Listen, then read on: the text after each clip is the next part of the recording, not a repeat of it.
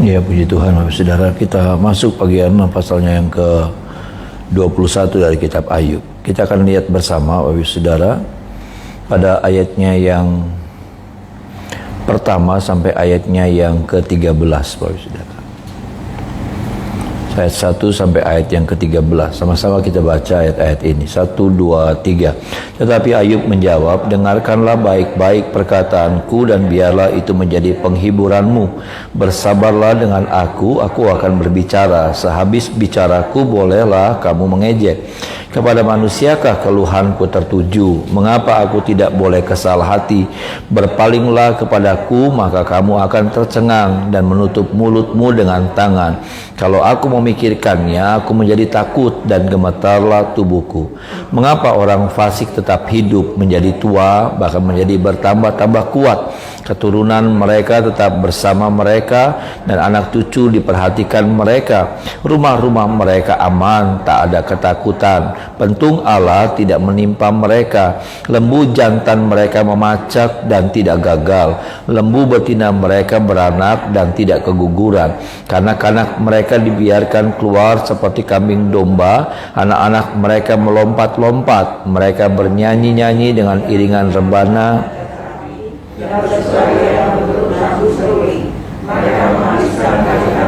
Dalam kemujuran dan dengan tenang mereka turun ke dalam dunia. Ya, saudara, kita melihat di sini, ya, ada sebuah pertanyaan, ada sebuah kegelisahan, ada sebuah pertanyaan yang sepertinya tidak pernah ada jawabannya. Ya, sebuah perenungan yang dalam dari, saya lihat bukan cuma Ayub, tetapi dari orang-orang hebat di dalam Alkitab. Ya, orang-orang hebat dalam Alkitab punya sebuah pertanyaan besar dalam hati, dalam diri mereka. Pertanyaan yang seperti Ayub, ya saudara. Mengapa orang fasik tetap hidup? Gitu. Kalau sudah baca ayat yang ke-7 sampai ayat yang ke-13, ada sebuah kebingungan, ada sebuah kegalauan. Mengapa orang fasik tetap hidup? Ya, bahkan dikatakan rumah mereka aman, nggak ada ketakutan, dan lembu-lembu mereka memacak dan tidak gagal. Artinya, ya apa yang mereka kerjakan berhasil. Padahal dalam tanda kutipnya mereka orang fasik. Ya, mereka melompat-lompat, mereka bernyanyi dengan iringi rebana, bersukaria, kayaknya hidupnya nggak ada susah gitu.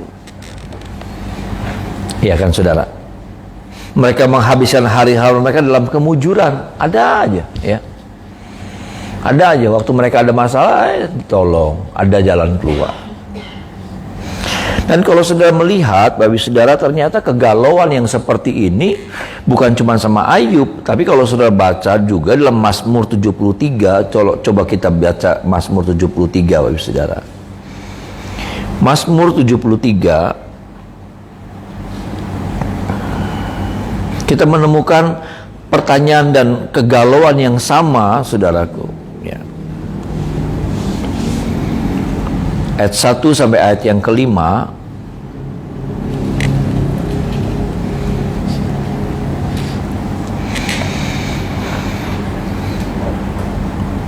Mulai ayat yang kedua saja, saudaraku.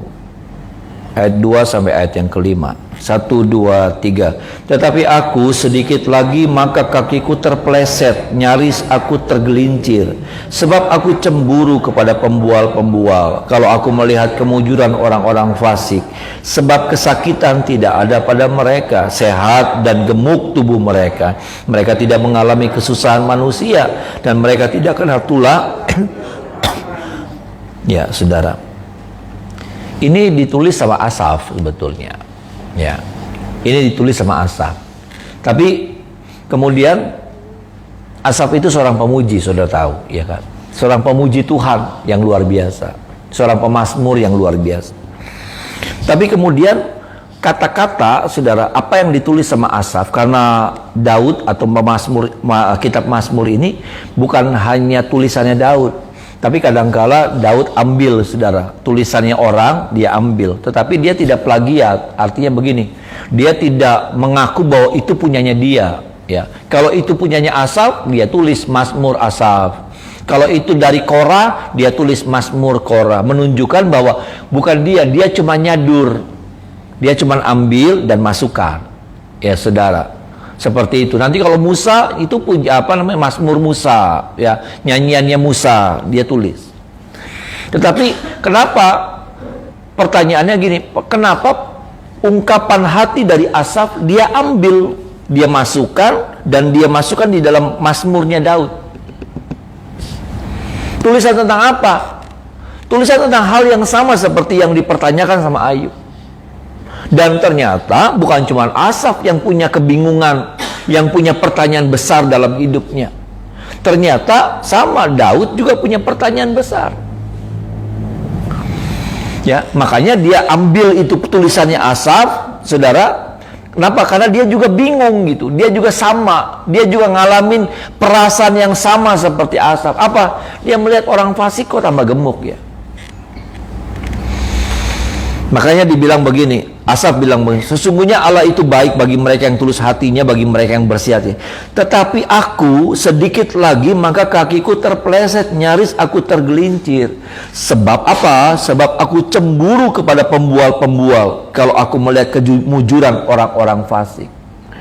Sebab kesakitan tidak ada pada mereka, sehat dan gemuk tubuh mereka. Mereka tidak mengalami kesusahan manusia, dan mereka tidak kena tulah seperti orang lain.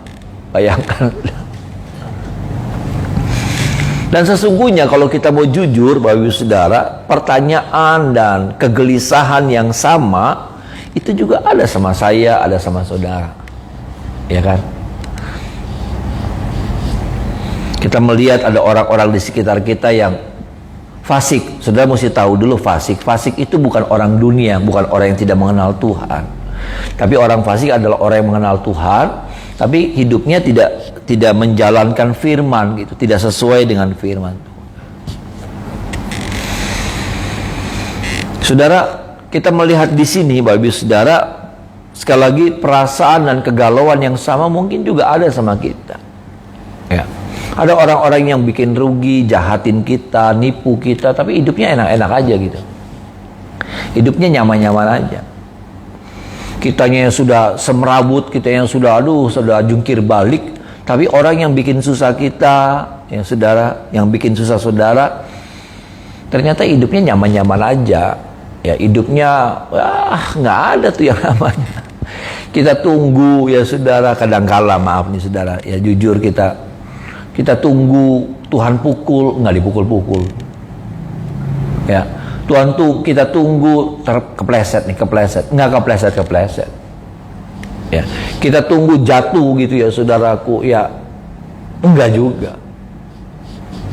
Malah katanya tambah kuat, tambah gemuk. Ya, hidupnya damai, sejahtera. Ya. Jadi bagaimana nih saudara? Ya. Ketika kita belajar hidup jujur, saudara belajar hidup benar, hidup jujur. Ketika di dalam kesusahan ada kesempatan saudara lakukan sesuatu yang tidak baik, tapi saudara belajar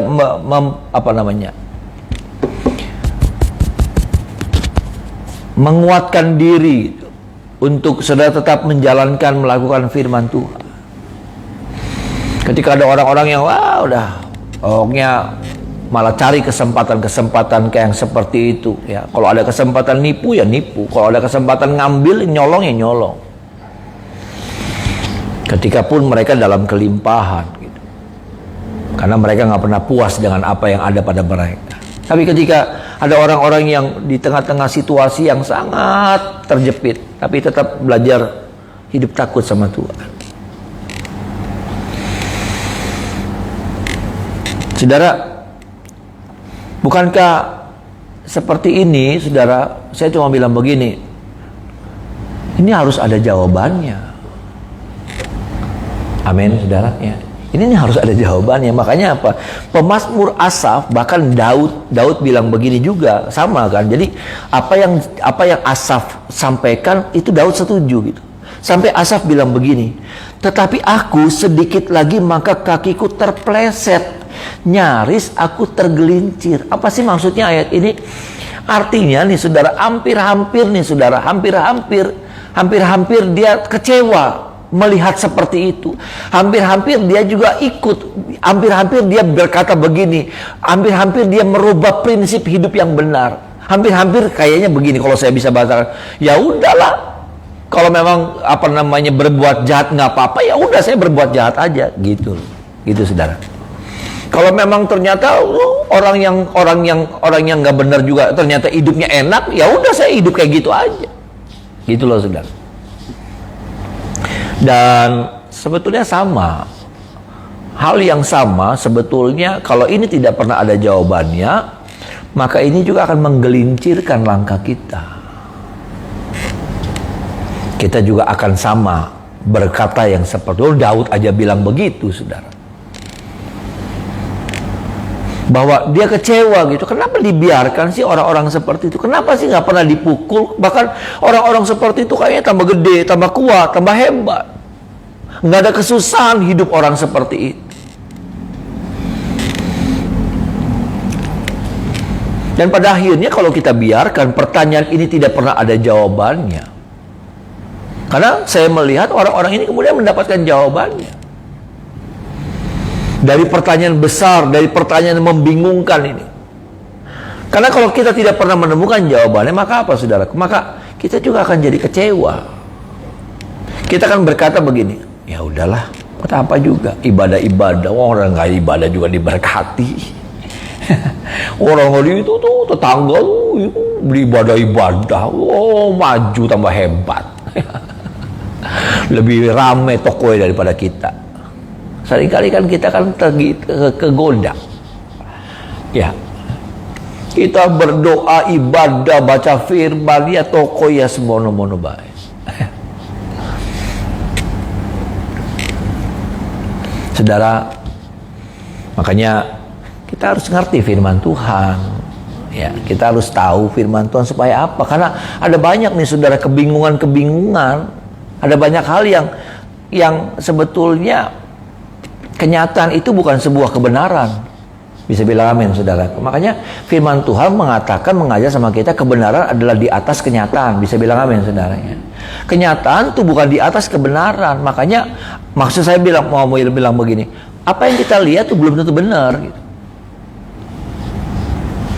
Bahwa orang yang hebat, orang yang besar itu ternyata orang hebat, itu belum tentu benar.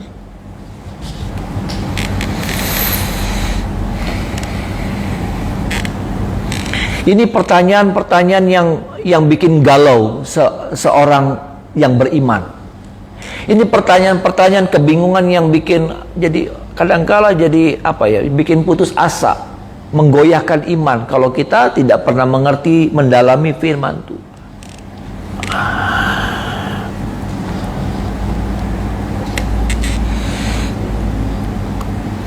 Saya kalau kumpul sama kawan-kawan hamba Tuhan, saudara, waduh saya suka dengar, ya ini cuma cerita ya saudara. Wah, ada orang yang nggak kenal katanya saudara, ya nggak kenal. Tiba-tiba ditelepon, minta KTP pak, ya gitu saudara, minta KTP. Ada apa? Enggak, minta KTP aja. Ya nanti ada orang yang ambil KTP bapak. Udah begitu, besoknya datang mobil saudara. Ada mobil, jadi KTP-nya buat beli mobil, dibeliin mobil, dikasih mobil, ya saudara. Ada yang diminta KTP, kayaknya saya nggak pernah diminta KTP sih saudara. Minta KTP-nya saya dong. Ada yang dimintain KTP, tahu-tahu dapat apartemen, beneran. Waktu saya dengar begitu, hebat ya, hebat loh. Betul sih. Maksud saya, ya itulah kehidupan gitu saudara. Dan kadang-kala kita suka dikejutkan dengan cerita-cerita yang seperti itu, dan kemudian ketika kita membandingkan diri kita gitu, kok Tuhan, saya udah belajar setia loh Tuhan. Kalau Tuhan lagi butuh apa minta sama saya, suruh saya berkorban, saya berkorban. Tapi kok Tuhan nggak pernah tuh buat yang kayak gitu sama saya. Mungkin saudara bertanya seperti itu. Ini kan realita. Saya lagi mau menyampaikan sebuah sebuah apa ya, sebuah realita perasaan yang seringkali berkecamuk dalam diri saya, dalam diri saudara.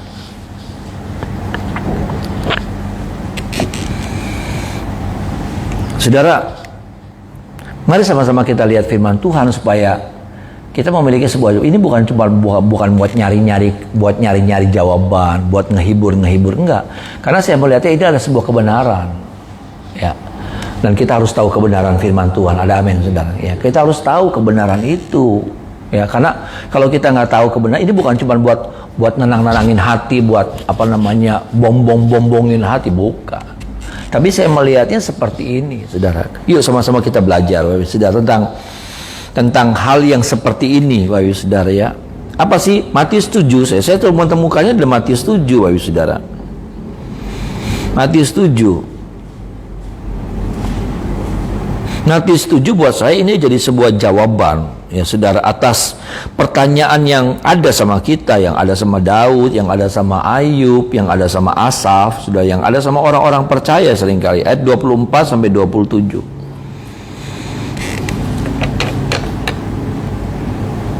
Ayat 24 sampai 27.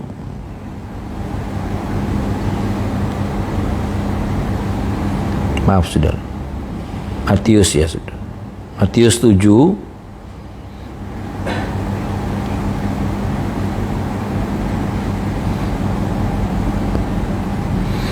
ya, sama-sama nih saudara. Kita baca dua macam dasar ya, 24 sampai 27. 1, 2, 3. Setiap orang yang mendengar perkataanku ini dan melakukannya, ia sama dengan orang yang bijaksana yang mendirikan rumahnya di atas batu. Kemudian turunlah hujan dan datanglah banjir, lalu angin melanda rumah itu, tetapi rumah itu tidak rubuh, didirikan di atas batu. Tetapi orang yang mendengar perkataanku ini dan tidak melakukannya, ia sama dengan orang yang bodoh yang mendirikan rumahnya di atas pasir. Kemudian turunlah hujan dan datanglah banjir, lalu angin melanda rumah itu sehingga rubuhlah rumah itu, dan hebatlah. Saudara, dalam ayat ini, dalam pasal ini 24 sampai 27, saudara, ada hal yang sama, tetapi ada hal yang berbeda. Saudara, apa yang dialami oleh ini ada dua macam orang, yang dua macam kualitas orang. Ya, orang yang melakukan, orang yang mendengar firman dan melakukan, ini orang benar. Orang yang mendengar firman tapi tidak melakukan, ini orang fasik. Orangnya berbeda. Tetapi kemudian Alkitab bilang begini sama kita, orangnya berbeda. A dan B. Ya, saya itu kan A dan B. Ya, A adalah orang-orang yang mendengar firman dan melakukan. B adalah orang yang mendengar firman tapi tidak melakukan. Nah, inilah fasik. Tapi yang kemudian yang membuat mereka berbeda bukan cuma ini, tapi apa saudara? Apa yang mereka alami sama. Apa yang mereka alami sama. Mereka ngalamin yang namanya apa saudaraku? Mereka ngalamin yang namanya hujan, banjir. Ini ngalamin. Ya saudaraku. Ada angin melanda, ini ngalamin. Ini bukan tidak mengalami, ini ngalamin. Orang yang benar, yang ahli saudara, yang mendengar firman melakukannya, ini ngalamin juga. Ngalamin apa? Yang dialamin sama ini, dialamin sama ini. Gitu. Apa saudara? Hujan, ya, hujan, nggak cukup hujan, tapi banjir. Ini juga ngalamin. Datang angin melanda, saudaraku. Ini ngalamin juga. Dua-duanya ngalamin. Tapi kemudian yang membedakannya adalah dampaknya. Karena kemudian ketika hujan dan banjir dan angin ini menyerang yang B, hancur bangunannya. Saudara. Yang ini enggak.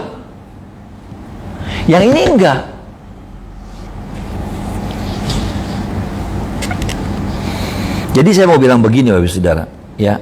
Nanti yang membedakan antara orang benar dan orang fasik adalah, yang pertama adalah perubahan Sama-sama bilang sama saya, perubahan. Kita akan ngalamin yang namanya perubahan.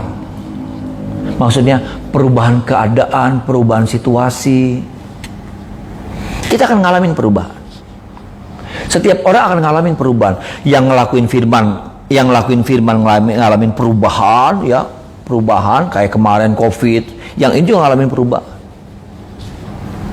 Perubahan keadaan, perubahan situasi, perubahan dari yang baik jadi tidak baik, dari yang baik jadi berubah jadi sangat tidak baik, perubahan dari yang tenang jadi tergoncang, perubahan. Kan tadi ya saudara, datang hujan, bukan cuma hujan, tapi kemudian banjir, buang. Perubahan dari yang tenang, dari enak suasananya, tiba-tiba datang hujan gede. Lalu kemudian nggak cukup sampai di situ, terjadi sebuah perubahan yang lebih besar dari itu, buang, banjir.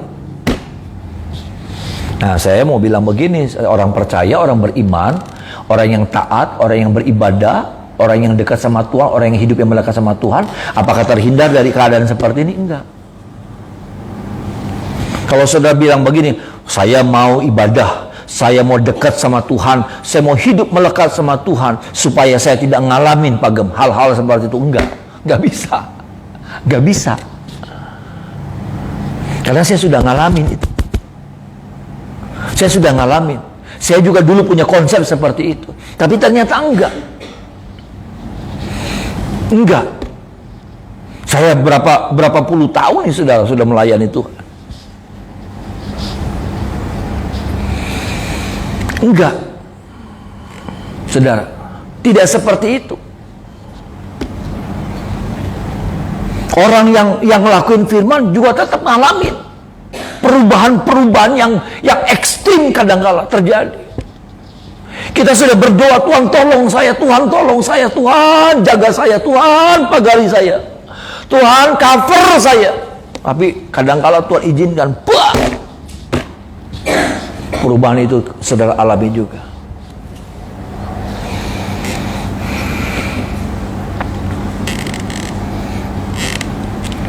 Ini. Dan apa saudaraku, yang membedakan adalah apa? Waktu. Waktu tuh nggak bisa ngebohongin loh saudara. Waktu tuh nggak bisa ngebohongin. Ya, waktu tuh alat uji yang paling jujur. Alat uji yang paling jujur. Ada orang hebat ya saudara, ya.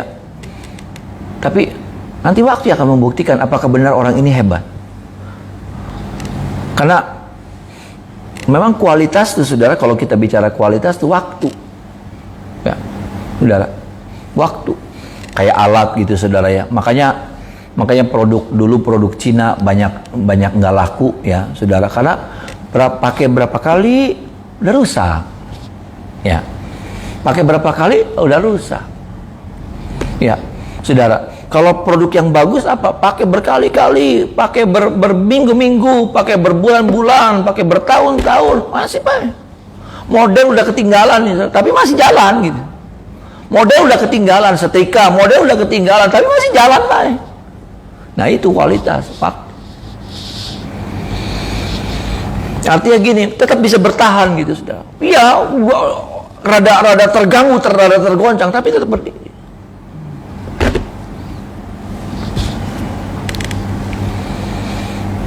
Nah ini saudara, ini yang akan membedakan orang-orang benar.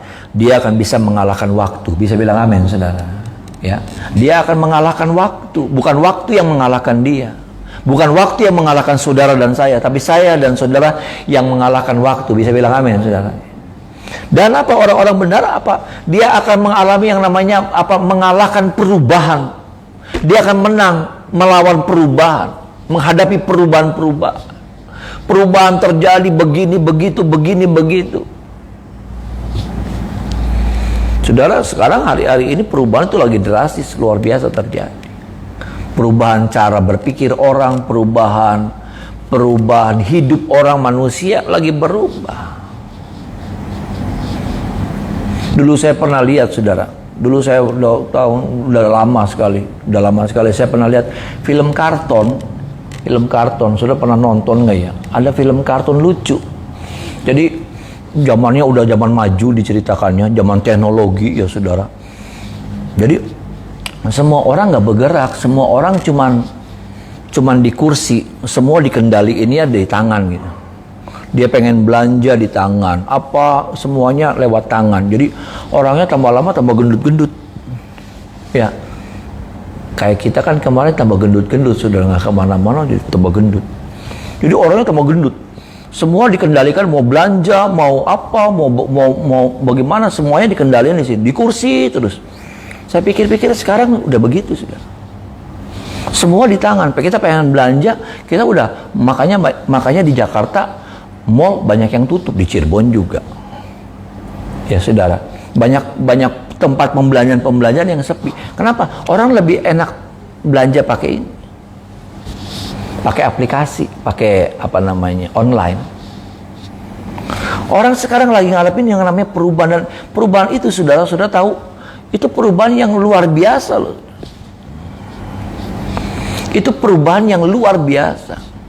Dulu saudara ingat yang namanya kamera tuh laku. Kamera, ya. Kamera tuh saudara, fotografer tuh laku. Sekarang semua orang jadi ahli fotografer. Iya kan? Iya, semua orang jadi jago fotografer saudara. Saya aja juga sekarang laku jadi fotografer. Kalau hari kumpul-kumpul saya moto-motoin saudara. Ya. Maksudnya gini loh. Kamera jadi nggak laku. Kenapa? Udah ada satu.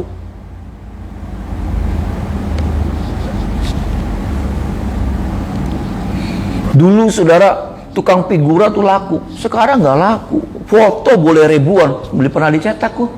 Nggak pernah dicetak. Nggak pernah dicetak saudara. Aduh, kertas film tuh saudara, kertas film kasiat tuh, ya nggak laku. Foto sih beribu-ribu kali tuh nggak ada yang dicetak. Jadi perubahan ini dan terus terjadi perubahan. Dan maaf nih saudara, bisnis saudara juga ngalamin perubahan. Pekerjaan saudara juga ngalamin banyak perubahan. Bahkan pelayanan saudara, kalau sudah lihat terjadi perubahan. Banyak gereja-gereja yang sekarang lagi kelimpungan, kebingungan. Kenapa? Karena terjadinya sebuah budaya yang berubah, cara beribadahnya orang berubah, minatnya orang berubah.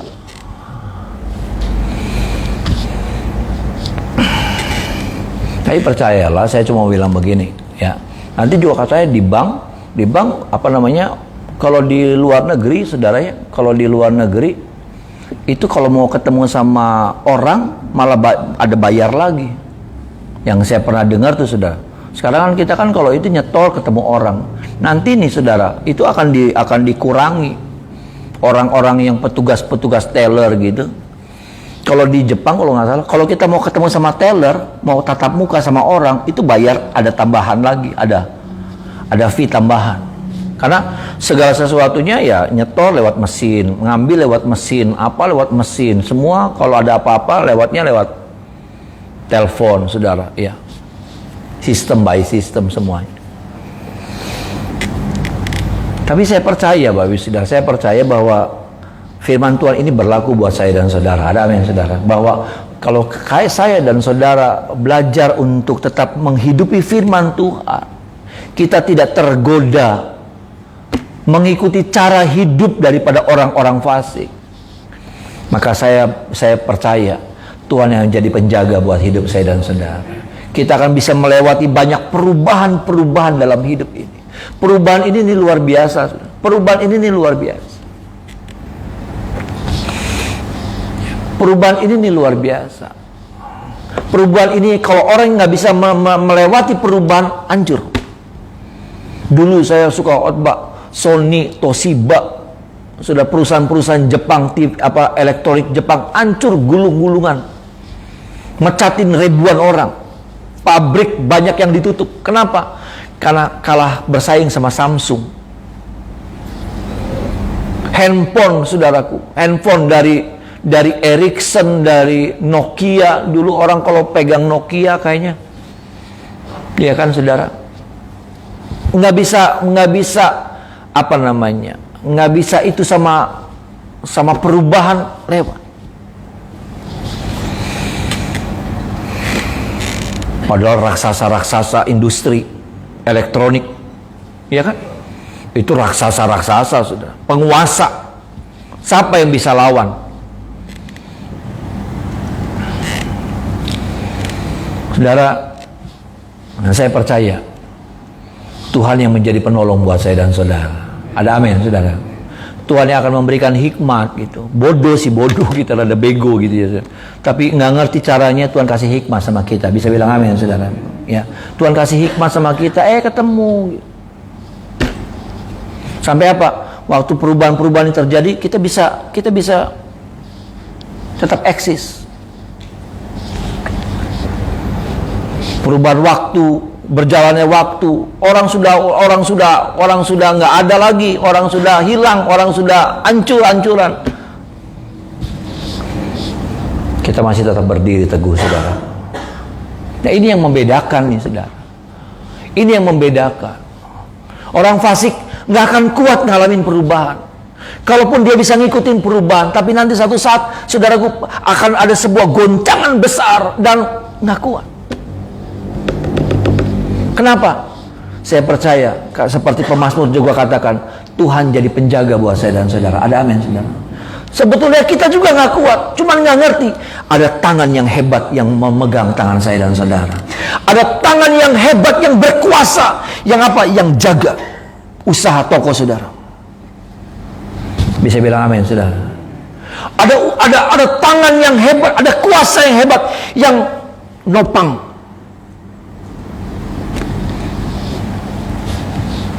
Nah, ini kan bukan sesuatu kekuatan yang bukan kekuatan kita lagi. Ini kekuatan yang tidak terukur. Kekuatan kita terukur, tapi ada kekuatan yang tidak terukur. Kekuatan Tuhan. Ada amin, saudara. Itu kekuatan supernatural itu. Itu kekuatan supernatural. Kita butuh kekuatan itu. Ada amin, saudara. Kita butuh kekuatan itu yang menjadi penopang buat kita. Karena perubahan ini menggoncang banyak hal. Nggak ada yang bisa kuat, nggak ada yang bisa tahan. Cuman kalau tangan itu, tangan yang berkuasa itu, pegang kita, jaga kita. Kapan tangan itu menjaga kita? Waktu kita belajar memastikan, menetapkan hati kita untuk kita belajar menjadi pelaku firman Tuhan. Ada amin, saudara. Waktu kita menetapkan diri kita dengan segala godaan apapun yang ada, yang datang, tapi kita menetapkan diri kita, hati kita untuk tetap berpaut hanya sama Tuhan, maka tangan itu akan turun menjadi penjaga buat saya dan saudara. Dia akan topang hidup saudara.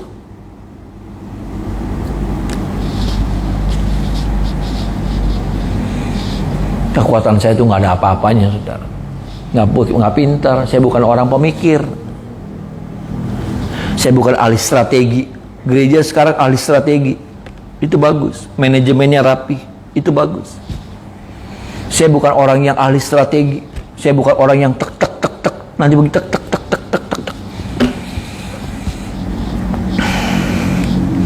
Tapi saya harus bilang begini, kalau sampai saya masih bisa ada sampai sekarang dan pekerjaan Tuhan masih ada, itu karena ada tangan yang nopang. Amin, saudara. Tangan yang nopang, tangan yang jaga. Kalau enggak sih, udah babak belur. Nama juga nama GSPDI nggak dikenal, saudara. GSPDI apa, kedawaan. Yang lain si NDC apa maning,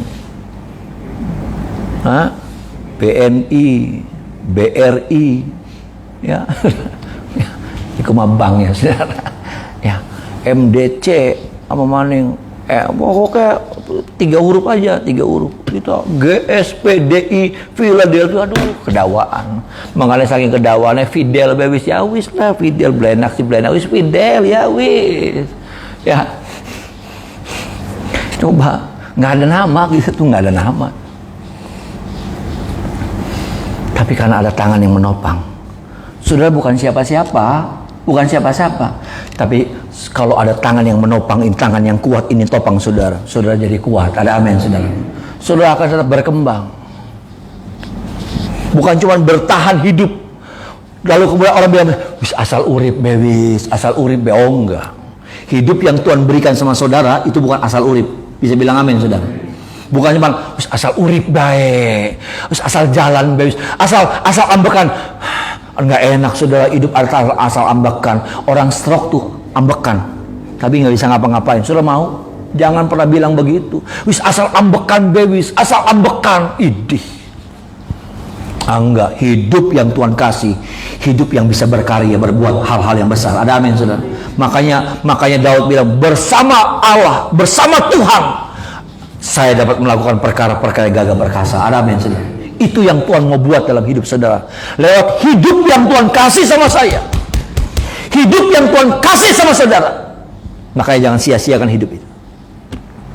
Dia mau kita melakukan perkara-perkara yang gagah perkasa di masa-masa yang sulit sekalipun, tapi bersama dengan tangan yang kuat, yang hebat, yang lewat tangannya dia bisa buat apa saja.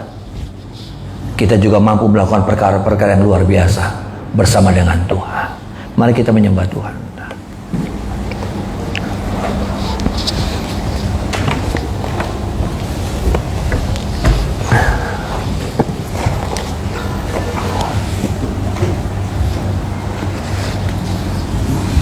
Naikkan pujian ini lagi, sudah 1568.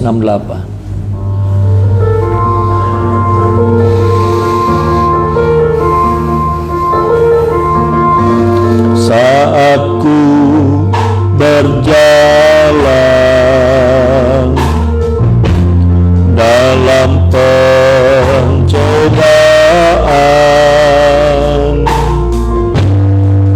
datang padamu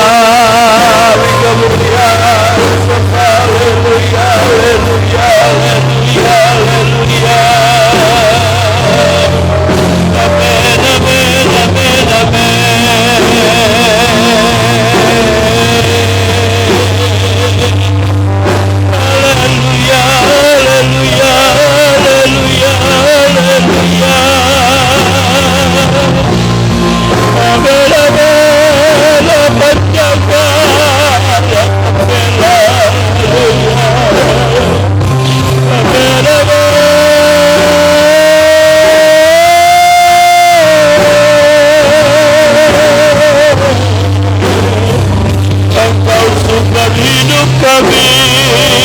Haleluya, haleluya, haleluya.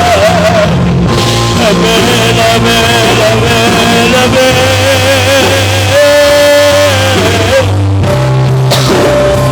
Haleluya, haleluya, haleluya, haleluya, haleluya,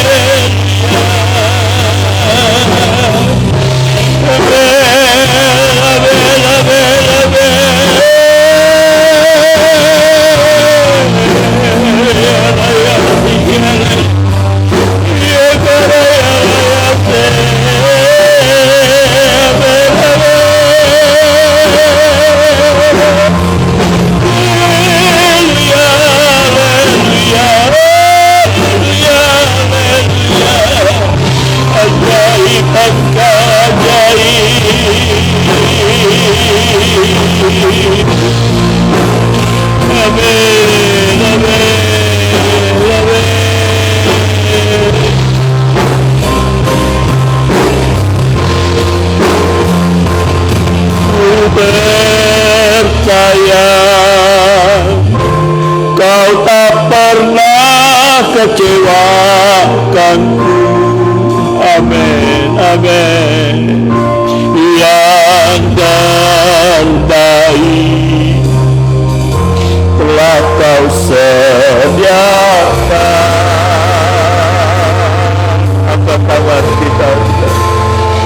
Oh, sayang, rencana-Mu tepat bagiku, dan sempurna pada waktunya. Beri kemuliaan, beri meriah, haleluya. Ku percaya, amin, amin. Haleluya, haleluya. Yang terbaik telah Kau sediakan.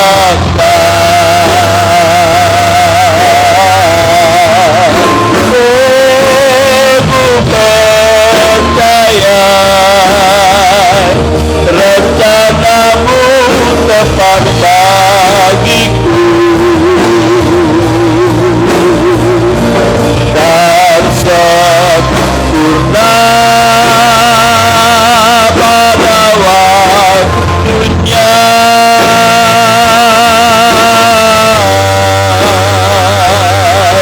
Dan sempurna pada waktunya. Dengan iman katakan haleluya. Dan sempurna pada waktunya. Haleluya, haleluya, haleluya, haleluya, haleluya, haleluya, haleluya, haleluya, haleluya.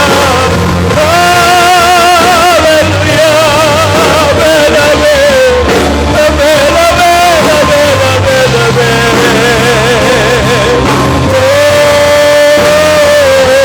Glory, glory, glory, glory. Terpujilah penjaga penolong hidup kami, kekuatan kami, amin, amin. Haleluya, haleluya, haleluya, haleluya, haleluya.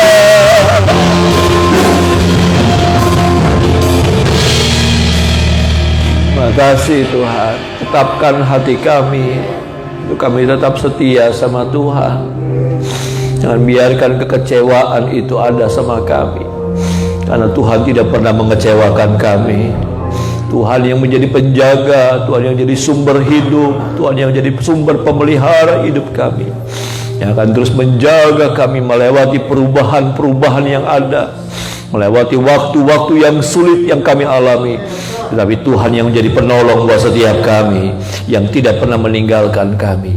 Hari ini ada berkat Tuhan terbaik limpah untuk kami nikmati. Anak-anak kami diberkati, mereka sekolah, berkuliah, masih balita, berdagang, bekerja, berumah tangga, yang belum berumah tangga diberkati pagi hari dengan darah Yesus. Rumah tangga kami, istri, suami, anak-anak kami, pekerjaan, kesehatan, tubuh, jiwa kami, seluruh kepemilikan kami diberkati pagi dengan darah Yesus. Bangsa negara kami Indonesia diberkati, kota kami Cirebon diberkati. Kami rindu kami pulang dari tempat ini, kami jadi berkat dimanapun kami berada. Pekerjaan Tuhan, keturunan diberkati, bahkan bilangan jiwa yang ada, jiwa-jiwa yang rindu bertemu mengenal Tuhan lebih dalam, kirimkan bersama kami tempat ini. Bahkan semua gereja-gereja Tuhan kota Cirebon, semuanya juga diberkati oleh Tuhan. Dan kami arahkan buat setiap jiwa-jiwa yang kami doakan di dalam nama Tuhan Yesus, keselamatan Tuhan limpahkan buat mereka, anugerahkan buat mereka. Di dalamnya ada papa, mama, kakak, adik kami, keluarga kami, sanak saudara kami, kenalan kami Tuhan. Oh, anak-anak cucu-cucu kami yang belum diselamatkan, selamatkan mereka oleh kasih anugerah Tuhan yang besar. Terima kasih, tangan kami yang terangkat pagi ini, kami percaya tangan kami limpah dengan berkat Allah. Kemuliaan Allah menjadi bagian kami sepanjang hari ini. Kami sambut hari yang baru, berjalan bersama dengan Tuhan di dalam nama Tuhan Yesus. Haleluya, amin. Selamat pagi, Tuhan berkati.